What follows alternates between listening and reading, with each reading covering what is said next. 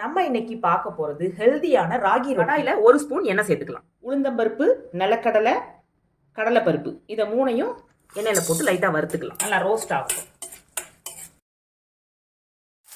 பொடியா நறுக்குன ஒரு பெரிய வெங்காயம், பூண்டு, கருவேப்பிலை, கொத்தமல்லி தழை, இதை நல்லா வதக்கிக்கலாம்.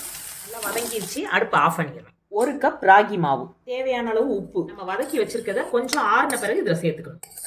இப்போ கொஞ்சம் கொஞ்சமாக தண்ணி சேர்த்து பிசைஞ்சுக்கிடுவோம். ஒரு சப்பாத்தி மாவு பதத்துக்கு பிசைஞ்சுக்கணும். நம்ம கொஞ்சம் பெரிய உருண்டையாக எடுத்துக்கிட்டு இல்லைன்னா வாழை இலையில கொஞ்சமாக எண்ணெய் சேர்த்துக்கிட்டு இந்த உருண்டையை நல்லா ப்ரெஸ் பண்ணி தோசைக்கல்லில் போட்டு எடுத்துடணும். தோசைக்கல் சூடானோடனே நம்ம எடுத்து வச்சிருக்க அடையை இப்படி போட்டுடலாம். கொஞ்சமாக எண்ணெய் சேர்த்துக்கலாம். ஒரு பக்கம் வெந்துருச்சு, மெதுவாக பரட்டி விட்டு ரொட்டி சாப்பிடத்துல அது நிலக்கடலை பருப்பு, கடலைப்பருப்பு, உளுந்தம்பருப்புலாம் வாயில் கடிப்படத்தில் ரொம்ப டேஸ்ட்டாக இருக்கும்.